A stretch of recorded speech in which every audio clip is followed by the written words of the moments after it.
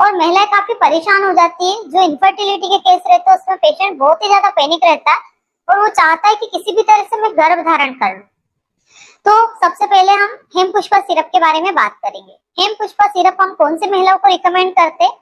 तो हेमपुष्पा सिरप में टेबलेट और सिरप दोनों चीज आती है।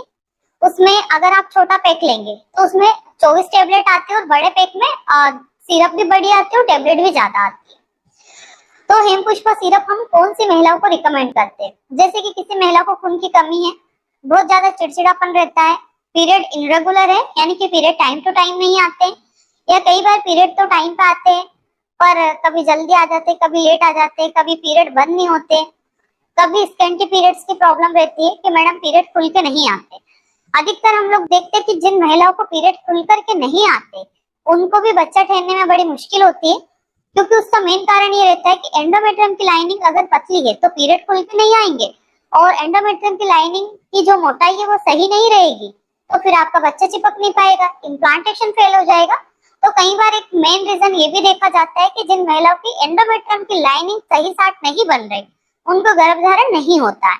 तो अगर आपके भी पीरियड खुल के नहीं आते हैं, थोड़े थोड़े आके बंद हो जाते हैं, पीरियड के दरमियान पेट में बहुत ज्यादा दर्द होता है, पेड़ों में दर्द रहता है, कमर दर्द होती है, पेशेंट बहुत ज्यादा नर्वस रहती है, नींद नहीं आती है बराबर, और इनडाइजेशन की प्रॉब्लम है यानी कि कभी खाना नहीं पचता है, कभी पेट में जलन रहती है, कभी पेट साफ नहीं होता है। तो इस तरह की जितनी भी बीमारियां रहती है उनमें हेमपुष्पा सिरप और टेबलेट का इस्तेमाल किया जाता है।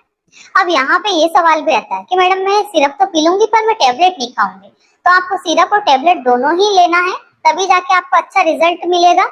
और इसको हम पीरियड के दौरान भी ले सकते हैं। इसको लेने का तरीका क्या रहता है? इसकी जो टेबलेट है सुबह शाम दोनों टाइम खाने के बाद में लेना रहती है। सिरप 10 ml सुबह 10 ml शाम को खाने के बाद में लेना है। 3 से 4 महीने कंटिन्यू लेना है। जिस महीना